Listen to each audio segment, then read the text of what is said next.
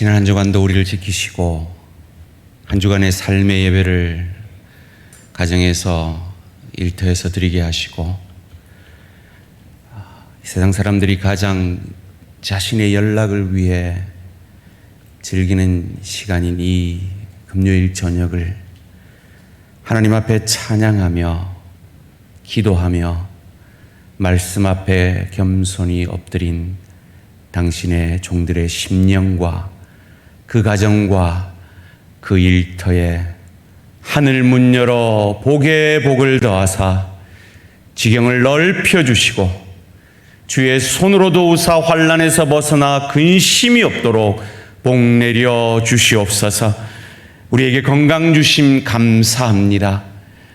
우리에게 언제 어느 때에 바이러스가 임하여 이 자리를 지키지 못할 때가 있을지 알 수 없는 이 시대 가운데 우리에게 이 저녁에 주님 앞에 나아올 수 있는 강건함을 주셨사오니 하나님 이 축복으로 복의 통로, 은혜의 통로가 되어지는 참 그리스도 예수 닮은 하나님의 사람으로 서가는 축복이 있게 하여 주시옵소서.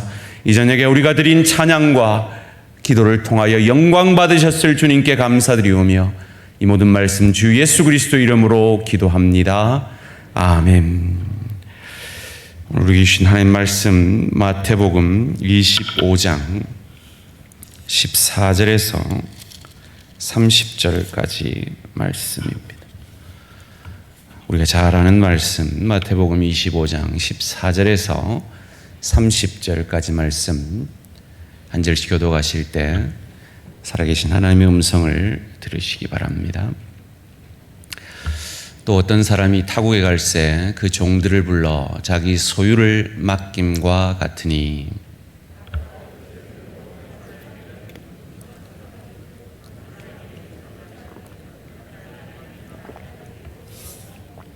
다섯 달란트 받은 자는 바로 가서 그것으로 장사하여 또 다섯 달란트를 남기고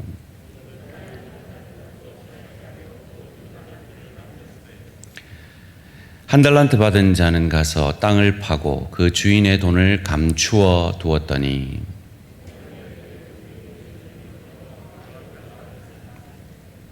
다섯 달란트 받았던 자는 다섯 달란트를 더 가지고 와서 이르되 주인이여 내게 다섯 달란트를 주셨는데 보소서 내가 또 다섯 달란트를 남겼나이다.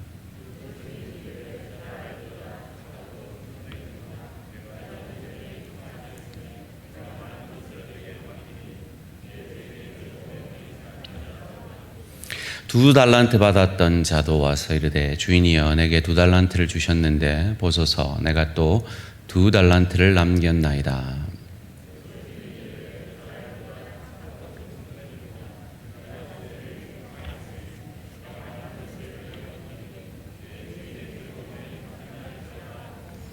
한 달란트 받았던 자는 와서 이르되 주인이여 당신은 굳은 사람이라 심지 않은 데서 거두고 해치지 않은 데서 모으는 줄을 내가 알았으므로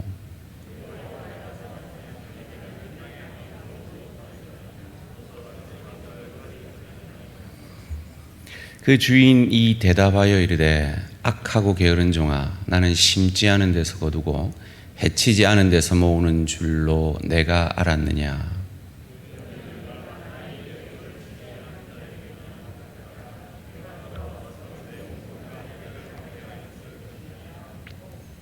그에게서 그 한 달란트를 빼앗아 10달란트 가진 자에게 주라.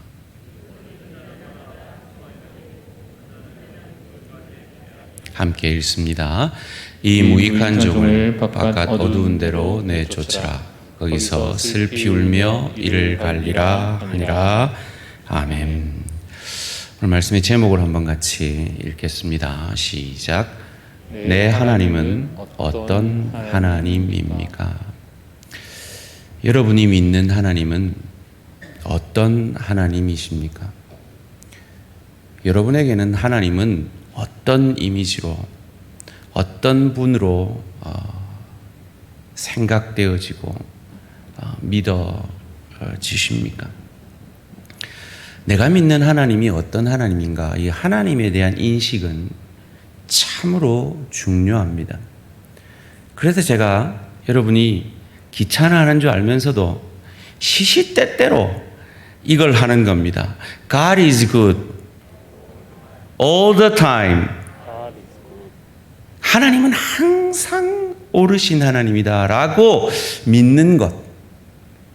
그래서 혹 내 눈에 하나님이 틀려 보여도 하나님 편을 드는 것이 참 믿음의 자세이기에 내가 생각하는 하나님이 어떤 하나님인가는 참 중요합니다.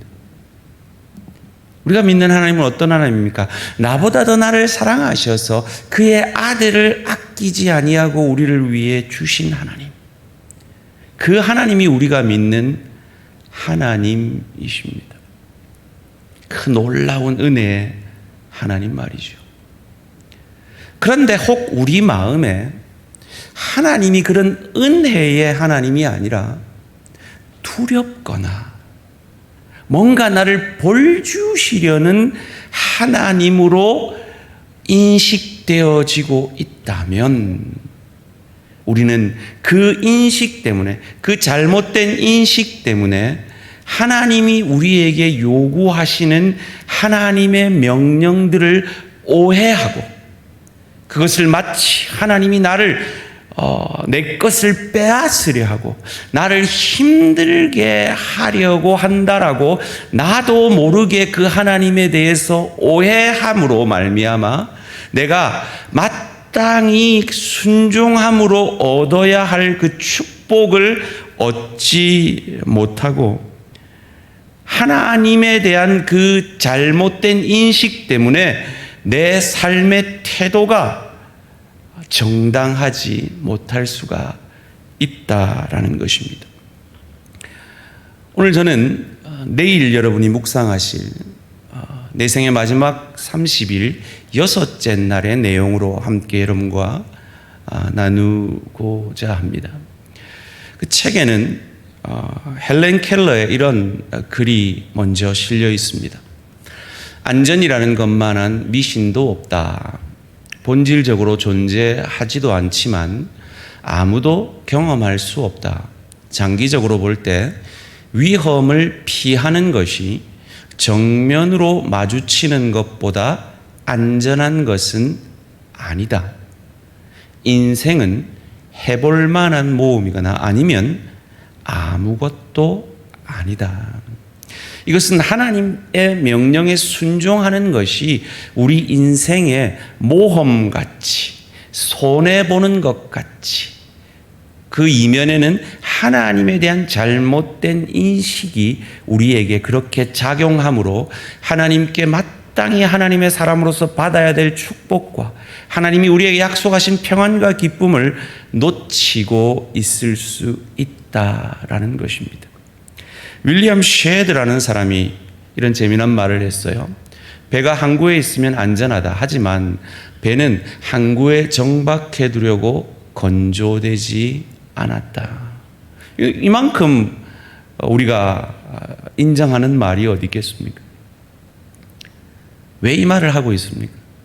신앙생활을 마치 내가 안전함을 느끼는 항구에 정박한 배와 같이 신앙생활을 하고 선장이신 하나님이 떠나라고 하는 그 항해를 망설이고 있는 많은 성도들이 있다라는 것입니다. 그리고 그 이면에는 하나님에 대한 잘못된 인식이 자리 잡고 있다라는 것입니다. 그것을 가장 잘 보여주는 대표적인 이야기가 오늘 우리가 읽은 달란트 비유입니다. 여러분, 이 본문만큼 우리가 설교 말씀을 많이 들은 본문이 어디 있겠습니까? 그죠? 그래서 이 달란트 비유를 우리가 한 달란트 받은 사람은 두 달란트, 다섯 달란트 받은 사람 질투해서 일 안 했다. 뭐 이렇게도 은혜를 받기도 했고요. 우리의 은사와 우리의 직분을 주를 위해 정당하게 사용해야 된다. 이런 은혜도 받곤 했습니다. 그리고 상급 받으려면 열심히 남겨야 한다. 이런 은혜도 받았습니다. 정당한 은혜고 마땅한 은혜입니다.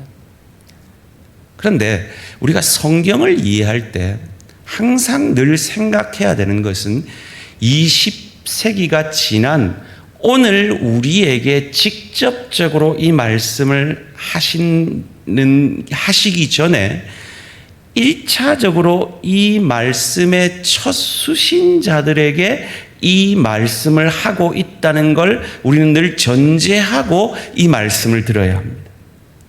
그리고 이 말씀을 종에게 달란트를 주었다라고 했을 때 그 시대의 사람들이 먼저 떠올렸을 생각들이 무엇인지를 생각함으로 이 말씀을 해석해야 한다라는 것입니다. 1차적으로 그런 의미에서 오늘 본문은 은혜에 관한 우리의 바른 태도에 관하여서 말씀해 주고 있는 것입니다.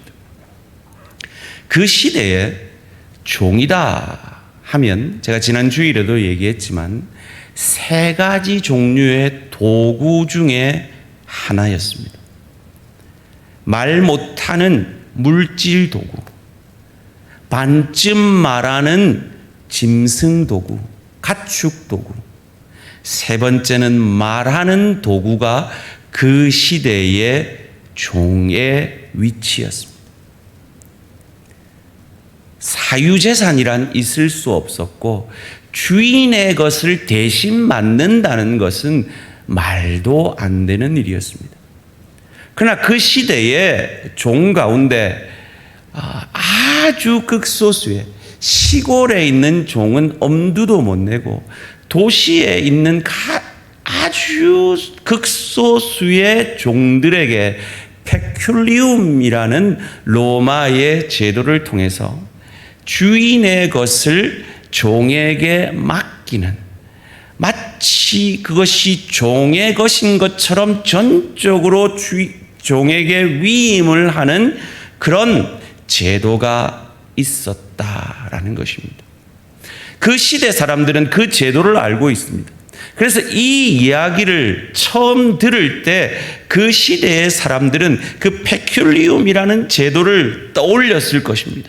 그리고 도시의 노예들에게만 주어지는, 그것도 극히 일부 노예에게만 주어지는, 그래서 이 페큘리움의 은혜를 받는 이 노예들은 정말 놀라운 은혜를 받은, 정말 로또 맞은 것 같은, 복권 당첨되는 것 같은 그보다 더 큰 은혜를 받은 사람들이라는 생각들을 오늘 이 예수님의 이야기를 듣는 사람들은 하고 있을 것이라는 겁니다. 그런 의미에서 오늘 이 달란트 비유의 첫 번째 주제는 은혜에 정당하게 반응해야 한다 하는 것입니다. 5달란트 받은 사람은 그 은혜에 정당하게 반응해서 5달란트를 남겼습니다. 2달란트 받은 사람도 자기가 받은 이 놀라운 모든 종들이 부러워하는 그 은혜를 자기가 받았다라는 그 감사와 기쁨 가운데 2달란트를 주인의 뜻대로 남겼습니다. 그런데 1달란트는 그러지 못했습니다. 왜냐하면 그것을 땅에 묻어버렸기 때문입니다. 왜 그랬는가? 그 이유를 오늘 본문 24, 25절에서 이렇게 설명을 합니다. 1달란트 받았던 자는 와서 이르되 주인이여 당신은 굳은 사람이라. 여기서 영어 성경에 보면 단단한 사람, 어려운 사람이라는 단어를 쓰고 있습니다. 이 1달란트 받은 자가 그의 주인에 대해서 가지는 인식이 어떠했는가를 보여주는 것입니다. 그는 이 놀라운 주인의 은혜를 받았음에도 여전히 그 주인을 오해하고 있습니다. 여전히 그 주인을 어려워하고 있습니다. 여전히 그 주인을 두려워하고 있습니다. 과거에 자신을 착취했던 그 어떤 주인 마냥 이 주인을 생각하고 있는 것입니다. 그래서 내가 한 달란트 가지고 장사했다가 이거 다 날려버리면 나를 죽여버릴 거야 라고 그 주인을 오해하고 있는 겁니다. 그래서 말합니다. 심지 않은 데서 거두고 해치지 않은 데서 모으는 줄을 내가 알았으므로 두려워하여. 그는 지금 주인을 두려워하고 있는 겁니다. 2달란트와 5달란트 받은 사람은 주인께 감사하고 있습니다. 그 은혜에 감격하고 있습니다. 그 은혜를 어떻게든 갚으려고 애쓰고 있습니다. 그런데 이 한 달란트도 오늘 우리 돈으로 하면 약 6억 정도예요. 엄청난 돈이죠. 그 은혜를 받았음에도 그는 여전히 주인을 오해합니다. 두려워합니다. 그래서 그 달란트를 땅에 감추어 버립니다. 그리고 말합니다. 네 거 가져가라. 어차피 내 거 아니잖냐, 네 거잖냐, 가져가라. 그가 가지는 주인에 대한 인식이 어떠한지를 보여주고 있습니다. 주인에 대해서 특별히 놀라운 페큘리움이라는 이 놀라운 은혜를 준 주인에 대해서 정당하게 반응한다면 세 가지가 드러나야 합니다. 첫째는 은혜에 대한 정당하게 반응하는 첫째는 주인이 허락한 은혜의 열매가 그들의 삶에 있어야 합니다. 2달란트가 2달란트 남기고 5달란트가 5달란트 남긴 것은 아무나 받을 수 없는 이 놀라운 페큘리움의 은혜를 받은 자들이 그 은혜에 대해서 정당하게 반응함으로 그 주인의 은혜의 열매를 그들 삶에서 맺은 것입니다. 이것이 은혜에 대해서 정당하게 반응하는 것이며 은혜를 주신 주인에 대해서 바르게 인식하는 것입니다. 두 번째, 이 은혜에 대해서 정당하게 반응하는 것은 주님과 함께 천국의 잔치를 즐기는 것입니다. 2달란트 받은 자와 5달란트 받은 자는 그러하고 있습니다. 그런데 1달란트 받은 자는 그 주인에 대해 잘못된 인식으로 바깥 어두운 데서 내쫓김을 당하고 있습니다. 세 번째로, 짓밟혀서 땅에 묻혀버린 그 은혜. 1달란트 받은 자가 땅에 묻어버린 그 은혜를 받아서 10달란트 가진 자에게 주는 것입니다. 우리가 은혜에 정당하게 반응하지 않으면 그 은혜는 다른 사람에게 것이기 때문입니다. 우리가 하나님에 대해서 바로 인식하고 하나님이 주신 그 은혜에 대해서 바로 반응하지 않으면 그것은 남의 것이 되어 버리는 것입니다. 페큘리움의 이 은혜보다 더 놀라운 은혜를 우리는 그리스도 예수의 십자가 죽으심과 부활로 말미암아 영접하는 자, 곧 그 이름을 믿는 자들에게는 하나님의 자녀가 되는 그 권세를 얻게 되어지는 그 큰 은혜를 우리는 받았습니다. 그렇다면 우리는 그 은혜에 정당하게 반응하고 있습니까? 은혜의 열매를 맺고 있습니까? 주인과 함께 천국 잔치에 참여하고 있습니까? 혹 은혜 받았음에도 물가에 묶여있는 배처럼 그 은혜의 바다로 나아가지 못하고 한 달란트 받은 자처럼 부두에 묶여 있는 배와 같지는 않습니까? 내일 우리가 묵상할 그 책은 우리에게 그렇게 묻고 있습니다. 저는 이 말씀을 묵상하면서 주의 교회를 섬기는, 특별히 앞서 섬기는 충성된 일꾼들에 대해서 생각을 하게 되었습니다. 제가 주구역장님들하고 이야기를 나눠보면 참 구역원들을 섬길 때 참 때로 원치 않는 상처를 받으시는 걸 간혹 듣게 됩니다. 사람인지라 말의 실수도 할 수 있고 구역장님들이 구역원을 섬길 때 때로 서로에게 상처를 주고 받을 수도 있겠죠. 아마 지금 이 내 생의 마지막 30일 이 캠페인을 하면서도 우리 구역장님들이 구역원들을 독려하고 모이자 그러고 나누자 그러고 책 읽으라 그러고 막 그렇게 열심히 작은 목사의 사명들을 감당해 주고 계실 줄 아는데요. 그럴 때 좀 사람 귀찮게 좀 하지 마세요. 이러는 구역원들이 있다는 거예요.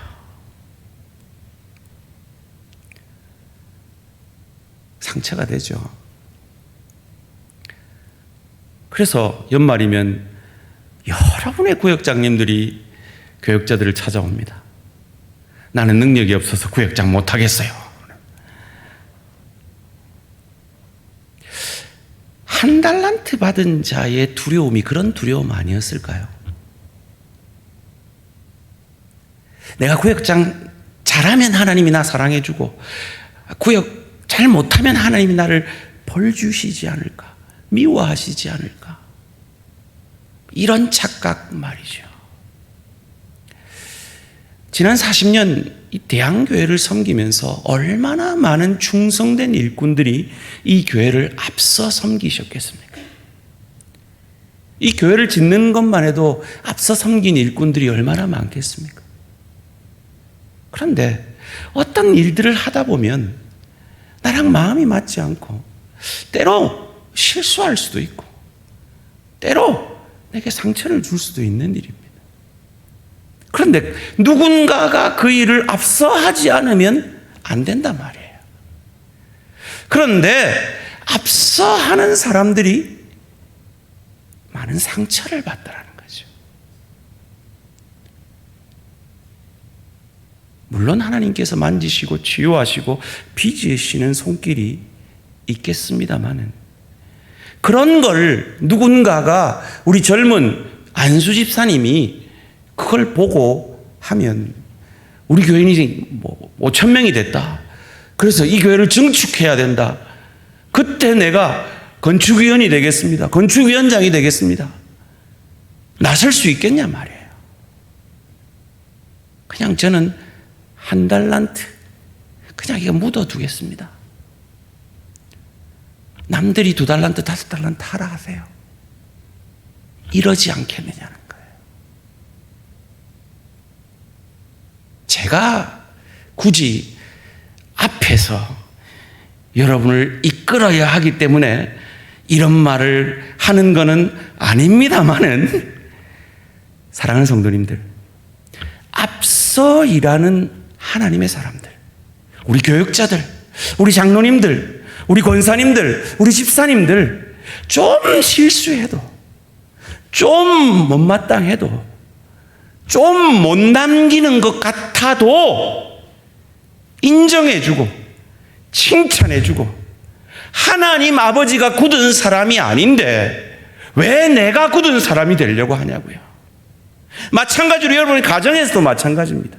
뭔가 가정을 위해서 하려고 하는 사람이 있으면 그게 남편이든 아내든 부모든 자녀든 그거 해서 좀 실수해도 우리가 굳은 사람이 되면 안 되는 거예요. 하나님이 그런 사람이 아닌데, 그런 분이 아닌데, 일터에서도 마찬가지예요. 누군가가 앞서서 일을 할 때 좀 실수해도, 좀 못마땅해도 내가 못하는 그 수고를 앞선 사람이 한다면 그들을 격려해주고 위로해주는 그런 하나님의 사람들 되시기를 주님의 이름으로 축원합니다. 주님의 이름으로 축원합니다. 그래야 이 한 달란트 받은 자와 같은 두려움이 없는 교회가 되는 거예요. 저는 우리 교역자들에게 그래요. 뭐든 해봐라. 실수해도 된다. 실패해도 된다. 일을 벌려봐라. 하나님 나라 위해서, 주의 교회 위해서, 성도들 위해서 뭐라도 하려고 해봐라. 이게 2달란트와 5달란트 가진 자의 태도란 말이에요. 왜요?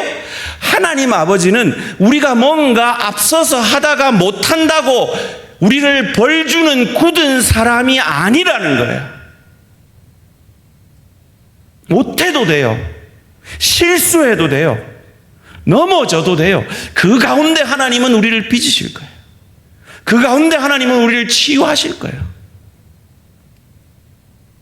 우리가 하나님에 대해서, 그리고 앞선 리더들에 대해서 잘못된 인식을 가져서, 우리 목사님은 굳은 사람일 거야, 우리 장로님들은 굳은 사람일 거야, 그러면 아무것도 안 하죠. 마치 공무원들 복지 부동처럼 해서 욕먹니 아무것도 안 하고 욕먹지 않겠다. 그게 바로 1달란트 받은 자의 태도라는 거예요. 그건 어디서부터 시작되느냐? 하나님에 대한 잘못된 인식으로부터 시작된다는 거예요. 그 모습은 마치 배를 실컷 만들어 놓고 부두에 그저 메워 놓는 것과 같은 거라는 겁니다. 배는 항해해야 합니다. 하나님의 사람들은 굳은 분이 아닌 은혜의 하나님, 넉넉하신 하나님, 우리가 아직 죄인 되었을 때 우리를 품어주신 하나님, 우리가 원수 되었을 때 우리를 있는 모습 그대로 용납해 주신 하나님 아버지인 것 알고 그 은혜의 바다로 마음껏 항해하는 저와 우리 모든 성도님들 되시기를 주님의 이름으로 축원합니다. 두려움이 없어야 됩니다. 하나님 아버지에 대한 바른 인식을 가지면 두려움이 사라집니다. 요한일서 4장 18절 말씀 함께 읽겠습니다. 시작. 두려움이 없고 온전한 사랑이 두려움을 내쫓나니 두려움에는 형벌이 있음이라. 두려워하는 자는 사랑 안에서 온전히 이루지 못하였느니라. 아멘. 사랑하는 성도님들, 하나님은 사랑이십니다. 하나님은 사랑이십니다. 그 사랑에는 두려움이 없습니다. 페큘리움 줘서 그 종에게 그 물질을 맡기는 그 놀라운 은혜에 비할 수 없는, 우리는 종이 아니라 하나님의 자녀가 되는 놀라운 은혜를 받은 자들입니다. 우리를 우리보다 사랑하셔서 아들을 주시기까지 우리를 자녀 삼아주신 그 하나님이 우리가 실수한다고 야단하시겠습니까? 우리가 넘어진다고 야단하시겠습니까? 우리가 1달란트 다 날려먹는다고 우리를 벌 주시겠느냐 말이에요. 책에 이런 내용이 있는데 저도 어릴 때 이걸 많이 해서 잘 알아요. 우리 아들이 저기 있는데요, 저희 아들 어릴 때 높은 곳에 피아노 위에 올려놓고 형신아 뛰어봐 처음에는 막 겁이 나서 안 뛰죠. 근데 뛰어봐, 아빠 받아줄게, 뛰어봐. 그래서 뛰었는데 탁 받으니까 재미가 있어서 또 해줘요 해가지고 사람 귀찮게 했던 기억이 나는데요, 하나님 아버지가 저와 여러분에게 여러분이 부담스러워 하시는 그 어떤 명령, 그 어떤 부탁을 말씀을 통해서 하실 때의 그 심령이, 그 하나님의 마음이 그와 같다는 것입니다. 내가 너 책임져 준다. 너를 저 은혜의 바다로 항해하기 위해서 내가 너에게 그 신앙의 결단을 하기를 원하는 거다. 나를 믿어라. 그 아버지가 어떤 아버지입니까? 저는 저희 애를 낳았지만 만들지는 못했잖아요. 저는 저 아이의 죄를 위해 죽어줄 수 없잖아요. 그런데 하나님 아버지는 저 아이를 만들고 저 아이의 죄를 위해 죽어주신 아버지 하나님, 우리의 죄를 위해 죽어주신 아버지 하나님이시잖아요. 그런 사랑의 하나님이라면 내 눈에 하나님이 틀려 보여도 그 하나님 믿고 뛰어내릴 수 있어야죠. 그 은혜의 바다로 나아갈 수 있어야죠. 폭풍우가 두렵죠. 그러나 하나님이 폭풍우 속에서도 지키실 것을 믿고 그 은혜의 바다로 나아갈 수 있는 저와 우리 모든 성도님들 되시기를 주님의 이름으로 축원합니다. C.S. 루이스는 책에서 이런 말을 하고 있습니다. 인간은 눈앞에 아름답고 광대한 대양이 펼쳐져 있음에도 갯벌에서 뒹구는 어린 아이와 같은 때가 많다.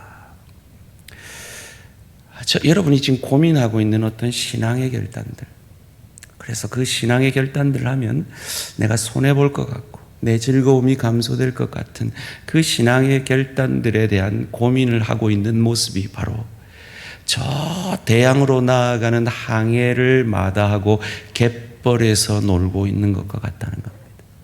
여러분이 좀 더 실감나게 표현하면 여러분에게 하나님이 이 크루즈 여행 티켓을 줬는데 그걸 마다하고 동네 놀이터에서 놀고 있는 것과 같다라는 것입니다.